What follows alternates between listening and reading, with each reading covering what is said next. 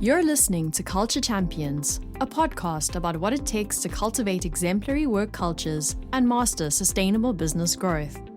In each episode, host Zain Hasan sits down with business leaders and experts to bring you in-depth conversations on maximizing value and success in all aspects of your company. Greg, I really appreciate you coming in and taking the time to join us on this podcast. Glad to be here. Thank you so much. Very excited. It's an absolute pleasure. I think for, if you don't mind, just for our audience, because they certainly don't know how accomplished that I know that you are, it'd be great if you could give us a 60-second overview of your background. Oh, wow. Okay. And it doesn't have to be 60 seconds. Great. Yeah. Thank you. Again, thank you for having me. I guess my background is a bit unique because I've done work in multiple industries, which has been really satisfying to learn in so many different areas. So beginning of my career was in retail and apparel. And then after going back to business school, I worked on Wall Street at Goldman Sachs for some time, which was an amazing learning experience. And then after that, I became an entrepreneur, started multiple companies, 4 companies. The company we'll talk about today primarily is CultureIQ and the data and the stories that came out of that experience. And the other thing that I'm very proud of is I just finished my 10th year teaching at NYU Stern, and I teach a class called the Entrepreneur Launchpad. And the reason I'm so excited about that is as we get further along in our careers, to be able to hopefully teach and inspire the next generation of leaders and business owners. To me, that's very exciting because there are a handful of mentors and leaders that helped shape my career and shape me. So to be able to pay that forward has been great. So that's a bit of my background. My family and I live in Florida for part of the year and New Jersey part of the year. I grew up in New Jersey and spent most of my career in New York City, but I have 2 wonderful daughters that are now in college. So I have the opportunity to spend half my time in Florida, and my wife and I spend the other half of our time at the beach in New Jersey. I think one thing that you out of all the accomplishments you just mentioned, one thing that was another thing is that you have an amazing book, which was unbelievably helpful for me, called The Culture Quotient. Do you want to talk a little bit about that? Sure. Yeah. So the Culture Quotient, 10 dimensions of a high performance culture or high performance company. They're sort of synonymous. This book was my first book. I've written a book since, but it's my only business book. And I mentioned earlier that I spent time building a company called CultureIQ. And CultureIQ, we had an amazing experience to be able to work with over 1,000 companies that used our framework. Our framework was to help really measure and understand an organization's culture. And then, of course, taking that data and looking for action steps. What can you do to align your culture and your strategy to help make sure you have a high performance company, a high performance culture, a high performance team? And the data we collected from 1,000 companies, you can imagine how informative that could be. But data alone is not helpful. Data, really, you need to interpret it. You need to determine which parts of this data can really impact an organization. You need to, and just the learnings that come out of it. And the other thing so the book is really 3 components. So one is breaking culture into 10 dimensions so that you can really have succinct and distinctive framework to really understand different parts of your organization. So it really describes these 10 dimensions. Secondly, it takes data to really show, because culture has often been thought of as a soft topic, right? And so to have data and culture combined to really show the impact of culture is really important. So we have the framework, we have the data to support it. And then thirdly, maybe most importantly, some culture stories, how organizations have transformed their culture to accomplish their business goals. And we have 50 or 60 stories that are contributed to the book. Some are a few paragraphs and some are a few pages. And that really helps bring it home, right? Having examples from organizations. So the book isn't purely data and it's not purely stories. It's a combination of all. And I think the combination is very powerful. I mean, I think that's, and having read the book, I think it's an amazing book that helps dramatically for anyone that's, as they're really trying to understand how do you effectively measure, right, and look at whether or not you have a high performing business? Or, and one of the questions I have is in different circumstances, because it's, if you walk into a firm that does really grew highly through mergers and acquisitions, then how do you, when that culture IQ, is that more you're actually taking the data from that and you're able to help people figure out what they need to do to turn around a culture from the top down? Or did you find people can essentially change, the CEO can change who they are and then change the culture? Well, there's a few questions in there, and a lot of important points. So yes. The answers to, I guess, all the questions. Sometimes culture is dramatically impacted through mergers and acquisitions. As a matter of fact, CultureIQ, which I founded and was CEO, we merged with another culture organization, and then our two companies, after combining, merged with a third. We not only had been advising Culture IQ methodology been used by 1,000 organizations, we had our own culture transformation to accomplish. So we hopefully learned from all of our experience, but it's still never perfect, right? Because when you take 3 different cultures and combine them within 24 months, it's really challenging, right? And because culture change is not easy, but sometimes very necessary. So the answers to your question, yes, mergers and acquisitions, really understanding the 3 cultures in our example, how they differed, how they were the same. And then instead of trying to pick one, trying to find what is the correct culture for going forward for an organization that's larger, that has more geographic diversity, that has more employee diversity, that has more diversity of clients, small, medium, large clients, and clients all over the world. So we had to really reevaluate the culture before the mergers and acquisitions and after. It's a lot of work, but it's important work. With regard to the CEO, or in this case, there's multiple CEOs, and in the combined organization, maybe people have taken different leadership roles, but often there's one CEO. And yes, as it would make sense intuitively, leadership really is modeled, right? And so there are typically many managers. If you have I think the average number is 1 manager for every 7 employees. So if you have 700 employees, you probably have 100 managers. Now, of course, you can have a more lean, more flat organization, and maybe it's 30 managers or 50 or maybe more managers. But my point is, management will model the CEO's behavior. If the CEO makes it emphatic that culture, to really have an intentional culture, to really curate the culture and try to use culture as part of their leadership strategy, then that will clearly trickle down and people will model that behavior. And things like the CEO's type of communication, the type of policies, the type of the way people responding for recruiting and retention, all that is modeled behaviors. And like many things, the CEO has an outsized influence on the culture, whether it's the day-to-day culture or transforming the culture. I think those are 2 of the points you had asked about. Was there a third point? You answered that articulated that very well. I appreciate it. I think there's so much depth to the topic of culture, and what you just went through and just described. I think a big part of what you described, modeling it and really leading by example, does set the tone, right? The CEO ends up setting the pace, and so that kind of, I think a big part is understanding, just gleaning from what you described about knowing that you're essentially teaching young entrepreneurs, knowing we went through COVID. Right. So did your work at Culture IQ change because of COVID and sort of the virtual environment? When COVID hit about 6 weeks after I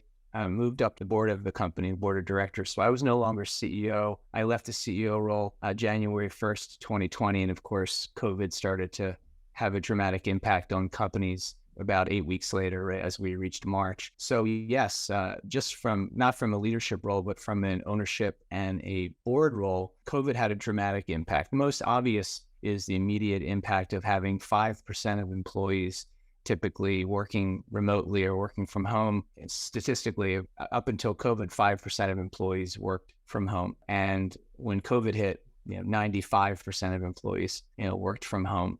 I think the number's somewhere around 50% right now, in the high 40s. So a lot of people have gone back to an office, but a lot of people have not. So I think that was the most immediate and dramatic impact. There had been a trend over the 20 prior years. That number of 5% grew from 3%. So 3% to 5% was clearly a trend to give this current generation of workers more flexibility for where they work, how they work, when they work. But the future of work, which was coming, happened pretty much overnight once COVID hit. So that was the most obvious and immediate impact. But it also had companies have to rethink, where is headquarters? What does headquarters mean? How do you define a headquarters, right? A lot of organizations became virtual and remain virtual. A lot of organizations moved from having many offices to having maybe one office. And a lot of organizations set up hoteling or virtual offices where people could have a place to go and collaborate, but not necessarily have a major headquarter office. So that was the most immediate and dramatic impact. The sad thing about having an epidemic, besides all the problems that COVID, for families and for individuals with regard to work, it happened so quickly that many organizations didn't have plans to support employees at home. They didn't have these contingency plans set up. No one ever imagined that they'd have to overnight have 100% of their employees work remotely. So it did put a lot of pressure on culture because organizations didn't necessarily have great infrastructure set up to accomplish all the goals they needed to accomplish in a virtual environment. I think many leaders were surprised how much they could get done remotely. And that's why many organizations haven't gone back to their traditional model where 95% of employees work in an office. The sad part was also that culture was, because a lot of HR and leadership individuals were struggling to keep up with such an immediate and rapid change, there was so much focus on having potential furloughs, on closing offices, making sure employees were safe, making sure employees could work remotely, that a lot of the analysis and culture steps and culture transformation was pushed out a bit, right? It was delayed. Not every company, but because culture became even more important when your company's changing so dramatically. But when you're struggling to determine where people will work, how they can work safely, how the business can continue, culture, of course, is critically important. The sustainability and the survival of the organization has to come first, right? There were a lot of companies that needed to postpone some of the culture work they were doing, postpone some of the culture work they were about to start, and postpone the re-engagement for some of that culture work. It's just a fact. It was a very unique and challenging time for everyone. So culture became more and more important, but in a lot of cases, that intentional work got pushed back a bit. Yeah, I would say, everything you just described were the key things that hit home. What is headquarters, right? So we've formed through all mergers and acquisitions. My executive team is all actually in different locations. So we've been talking recently just about the concept of where headquarters would be and what that means. But the reality is thinking about being in South Florida, knowing we've got, our executive team spread out between Puerto Rico, Chicago, New York, so no one's even in the same location. Right. So what we've done is we've got essentially firms, insurance agencies that we have partnered with that's the vernacular I use for acquisitions, but we partnered with that are so we have different offices, but they're not part of our headquarters. And we're trying to think of how do we make sure we build an intentional culture, knowing that our executive team is spread completely virtually, and the things like what do we need to be very intentional about, because we want to make sure that every part of our culture is very intentional. And it's a culture where because in my world, we want people to run to our organization, right? We want to build something that the experience that they have is amazing enough that they want to run to us. And to do that requires being very intentional, but candidly, it's a significant challenge. And when I think about what am I doing each day to make sure I'm leading by example, but more importantly, like the things that I don't even know I'm not doing. So if they're like the advice that you give to entrepreneurs in today's environment, how do you kind of sum that up in terms of the key items that you think are the most important for them to focus on if they are building a virtual organization? First, though, just to point out the fact that you think about these things. Where is headquarters, thinking about your leadership team being distributed, thinking about how to have the most intentional culture, just the fact that you're thinking about those things and these are the things that you care about, that's a big part of likelihood for success. right? Because some organizations, they let culture happen as opposed to being intentional and trying to accomplish the best culture possible given their organizational structure. You've thought about your structure, you've thought about your goals, thought about your potential challenges if you consider remote or distributed leadership to be a challenge. So just the fact that you're thinking about those things, I think you're already kind of a step in the right direction. So that really kind of caught my attention, the way you described it. And it sounds like one of those things that keeps you up at night, but the fact that you're thinking about it, that's really important. Just remind me, what was the question though? Because I was so excited to hear you describing your situation that I was less listening to the question and more just prepared to comment on you're already taking the right steps forward. Well, I appreciate that. The question was, what advice do you give? I guess, especially as you hear me describe, because I am very intentional about building a specific, a culture that doesn't happen by default. It's very intentional. Like, what are the key items that you'd encourage, I guess, me to focus on with what you just learned about our description? Yes, and if the 10 dimensions of culture, the 10 dimensions that I describe in my book, the framework, 10 dimensions of a high performance culture. I often point out communication to be one that is, they're all very important, but communication is often the lowest score when we use data to determine how these dimensions are how the performance of an organization with regard to these dimensions. But it's also I think the easiest to transform and improve, right? And when I say communication, it's not just communication amongst your leadership team, but the communication up and the communication down, right? I think you and the other leaders probably would find the time and have your one-on-ones and have your group meetings and plan your strategy. And most organizations do so, regardless if people are sitting in the same office or not. As a matter of fact, many mid-sized and large organizations will have leadership distributed all over the world because they have, large, sprawling, internationally diverse businesses. Where companies often fall short, which can be improved, is the communication down. When I say down, sort of just thinking in the pyramid, you have your leadership and then your management, and then you have your individual contributors.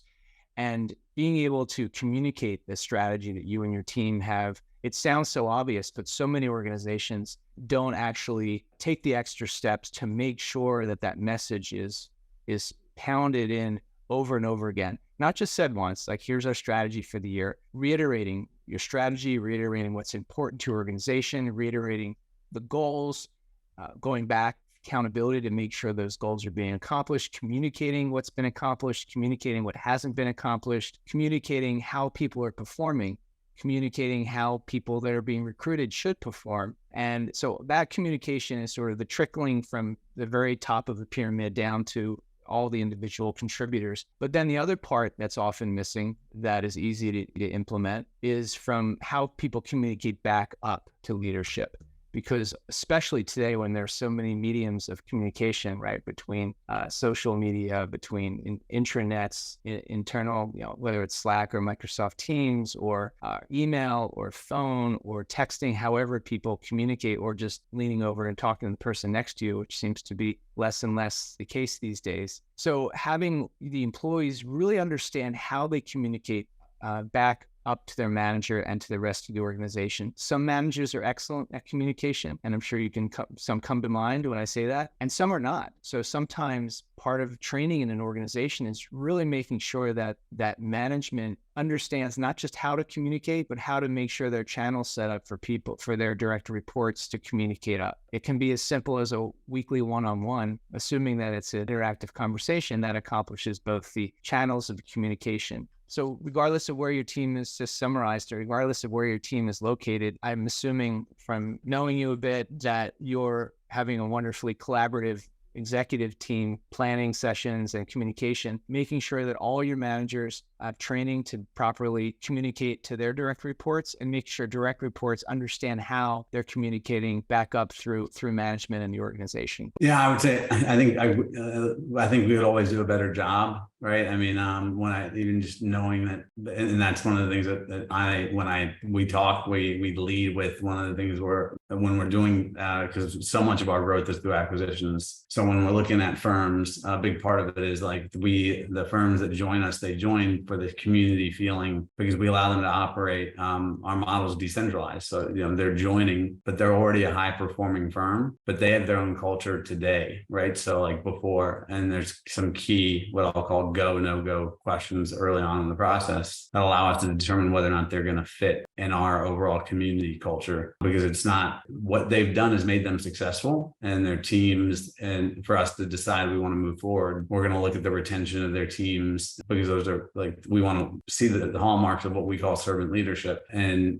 we want to make to us that's really important. And I view my role as CEO as actually the bottom of the pyramid, although I understand typically it's the top of the pyramid. I'm here to serve. And so it's, am I serving, our partners, and am I serving, our colleagues and our communities, and then are we serving? And those are the questions. So when I think about that question, a lot of it is knowing I'm trying to respect certain level of boundaries where like we allow the partners to run their business the way they have, but we are escalating their expecting performance, because with that is also an expectation of communication. But that concept of expecting communication is a lot easier to be done from corporate than it is for me to know whether or not they're doing a great job, because the pace of deals can be pretty quick. So checking in on that is something where I think we think about that very frequently. Like, okay, what can we do? Maybe it's talking to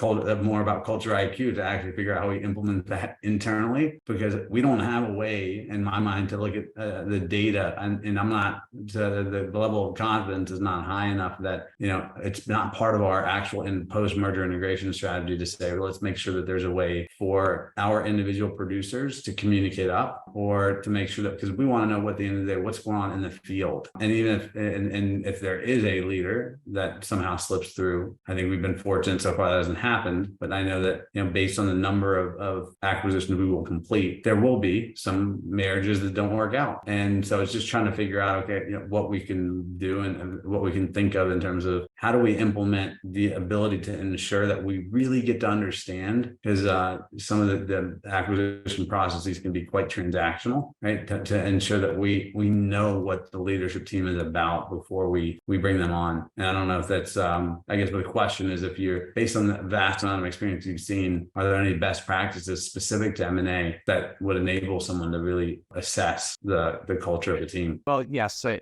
can just give some examples that I've found to be helpful. So with regard to mergers and acquisitions, before the merger occurs, I often see organizations, whether it's a private equity firm, whether it's the acquiring company, evaluating the company that's being acquired, doing whether it's DISC or some of the analysis, personality analysis, driver analysis for leaders in the organizations, and just to see where people's strengths are and where there might be some blind spots. And it's fascinating because and hopefully your team has already also done that analysis, because when you put it all together, personally, we've done this in some organizations where I've been a leader, where we literally evaluate the entire leadership team and find there might be one or two gaping holes where this is where we're missing a management team skill, not even the person, the skill, right? Because it's really the skills. And so pre-merger, I think it's very important. In my experience, it's very important to really evaluate the skill sets, the interests of the leaders, not if they're great leaders, if they're poor leaders. Hopefully you're acquiring the company, you've already determined they're very effective, but really understanding what tools they have, what skills they have, what interests they have that make them effective, and is it complementary to your own team. So I think that's really important. The other, I'd say post-merger, we did culture analysis. We would do, confidential culture assessment where employees would provide feedback. And when you're doing mergers and acquisitions, I think in my experience, it's even more important to really understand the baseline. What culture is merging? What are the discrete cultures for the two organizations that are merging? So post-merger, I think it's very important to have a baseline for both organizations. And as I mentioned earlier, from my experience with my own organization, where we were one company and became a combination of three companies, really understanding each culture and then determining what is the best resulting culture, the goal that you're aiming toward. What are the gaps? What's the gap analysis between the goal, the culture you'd like to accomplish and the culture you currently have. And then thirdly, what I found very important as a leader who was leading a merger was, especially if you're doing merger after merger, like your organization, is finding out how did people experience that merger? How did they find the communication? Did they have the tools? Did they understand what they're doing? Did they have, anytime there's change, often employees will have some concern. In the absence of information, I'll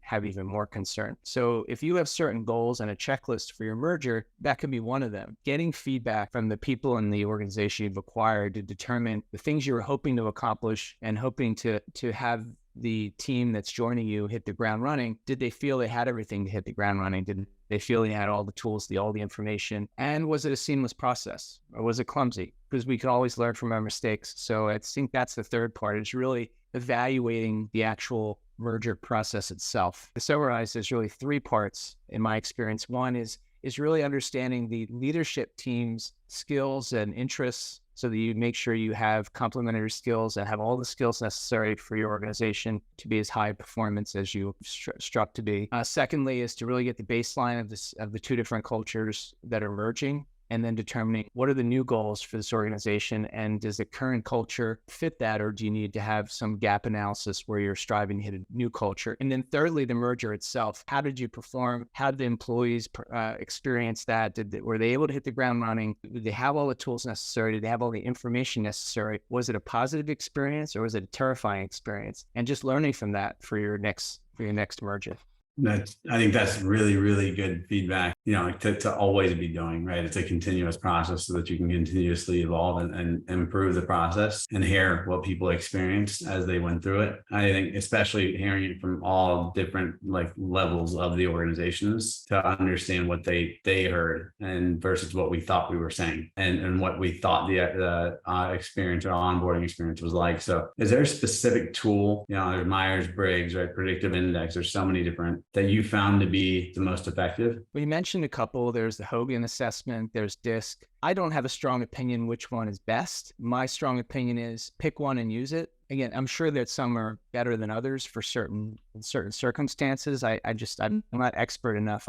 I've been a participant in those programs, and I found them very helpful. My CultureIQ we ended up having a private equity sponsor, a private equity firm that owned the majority of CultureIQ. And I found their process to be, it was very impressive, right? How structured they were in their mergers, in their acquisitions. And they performed this process. I was being assessed for my skills, my interests, my leadership style. So was the rest of the team. And then we ended up merging with another company, which it was really fascinating to see where we had all the boxes checked and where we had some gaps. And in a prior company, we did the same thing, and it was eliminating Ben as well. So I think just having a systematic process where you can evaluate that, regardless of which tool you use. Same thing with culture, right?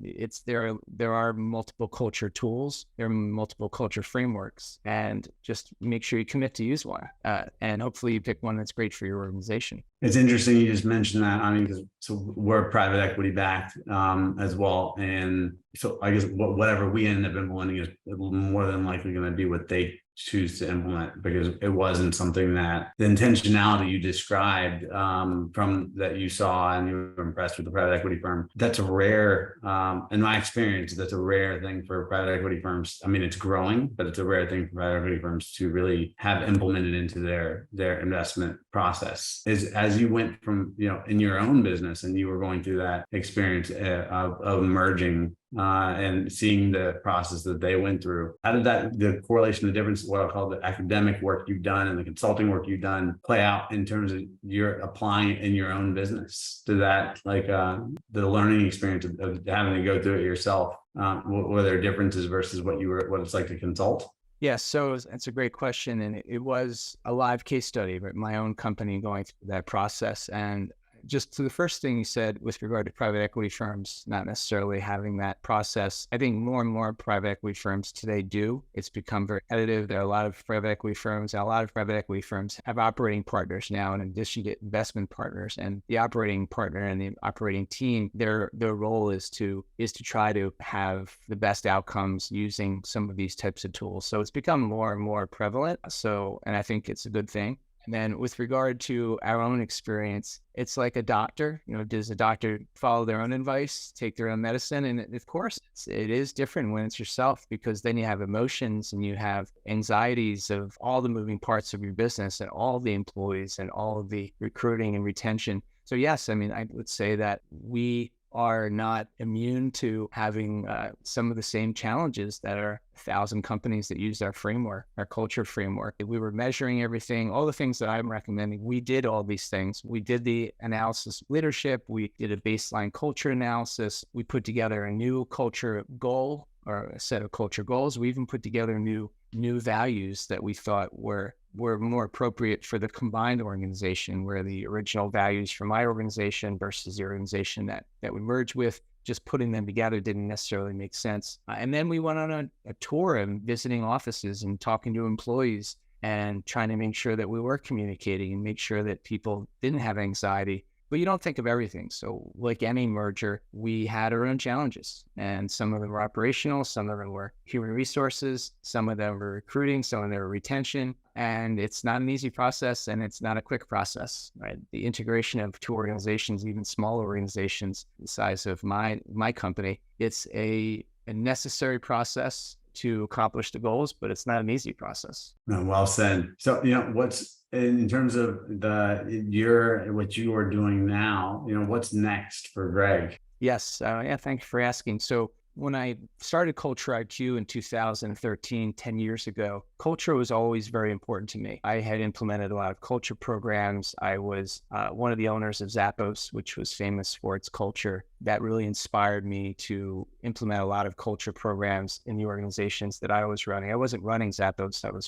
I was an investor and a consultant there, but I learned so much being part of that. I started implementing dozens of culture programs in my organization that I was managing at the time. And at some point 10 years ago, I decided that instead of culture being part of my leadership style, I would make culture my vocation. I would make it my next business, my company. And I started CultureIQ. I sold the business a few years ago, and I still own part of the company. And culture is still very important to me. But because I don't run that business day to day, a lot of the pleasure I get is talking to organizations and leaders like you. I have a chance to do some public speaking with regard to culture with my culture book, Culture Quotient. I have a chance to be on some boards of directors, which I enjoy very much, sharing my experience, and especially around culture. So I continue to do that, even though I'm not running CultureIQ day to day. I continue to do culture work, whether it's public speaking or writing or consulting or advising. The second thing that I enjoy very much is teaching. I mentioned for the past 10 years, I've also been a teacher at Stern Business School at NYU,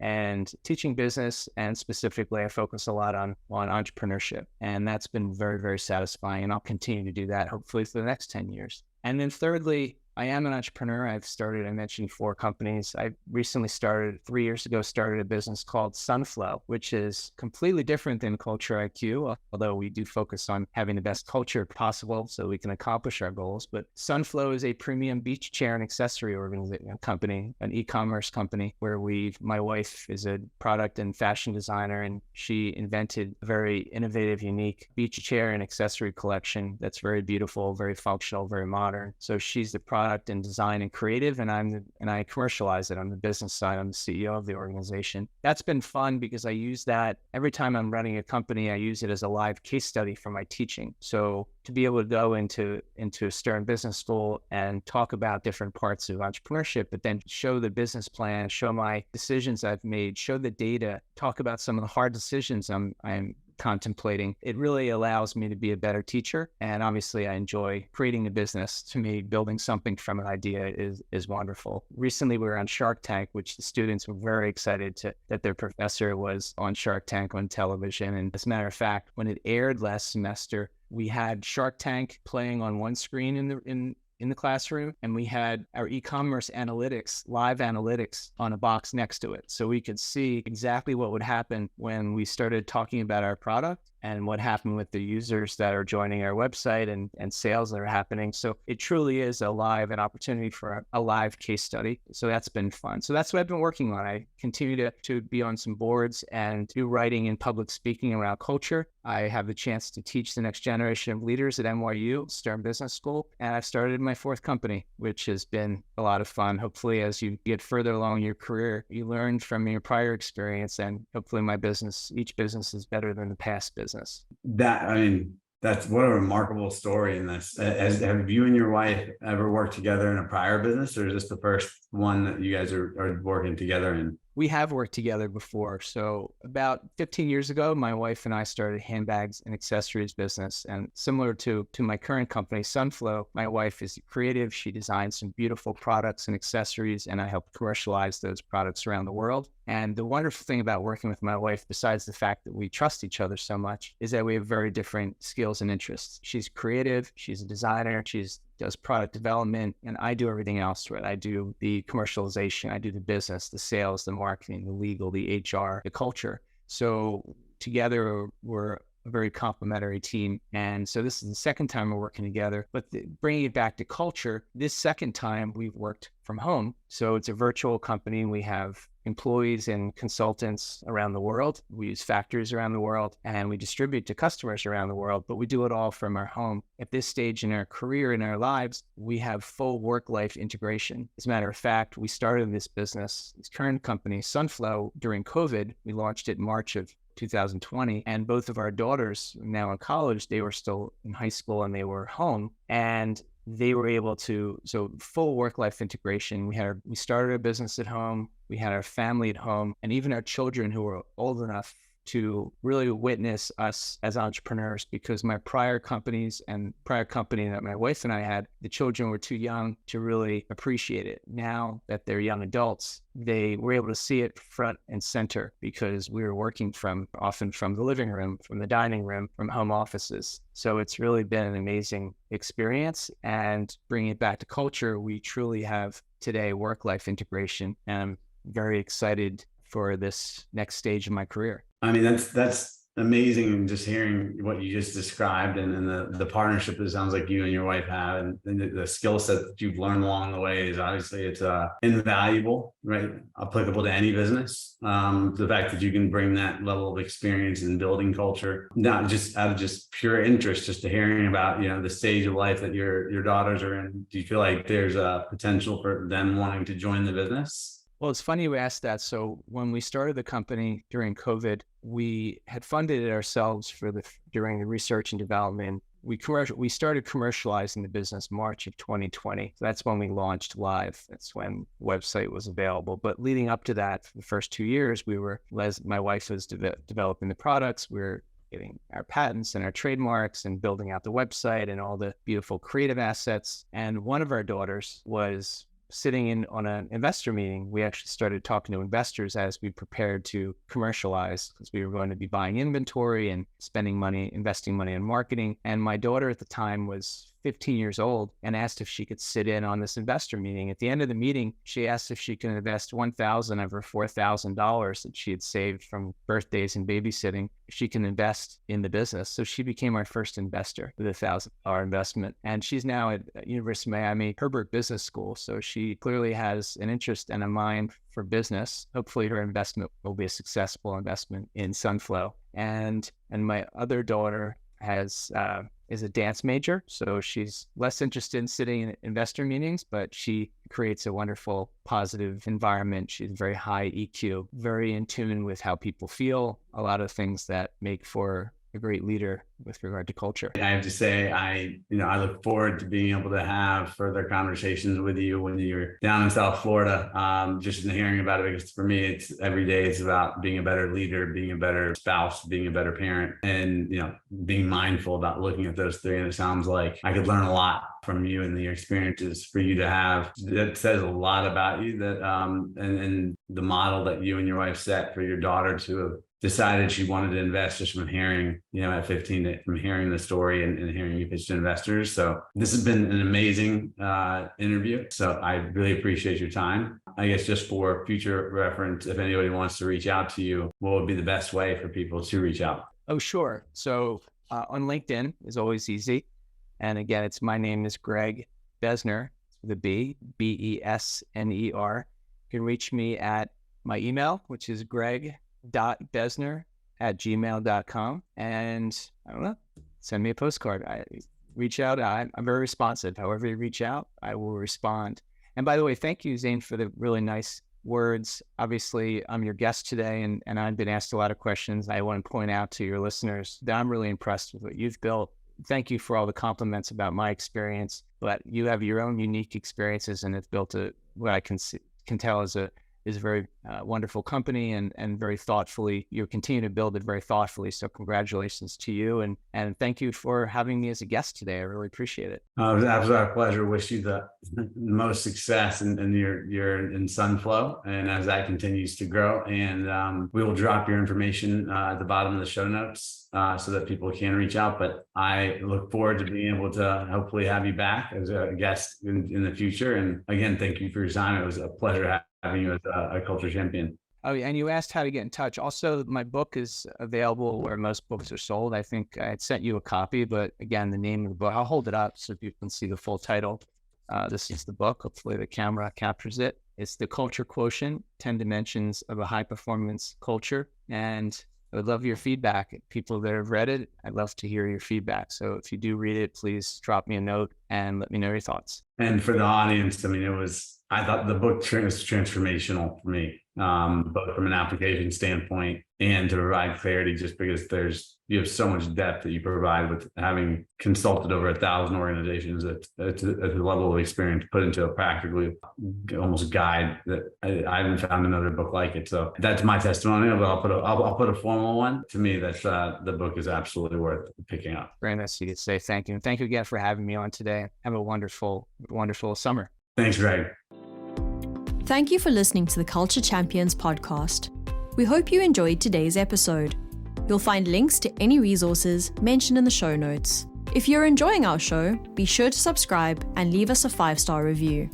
And if you have someone you'd like to hear on the show or a topic you'd like to see covered, please email pat.davisbryant@risktag.com.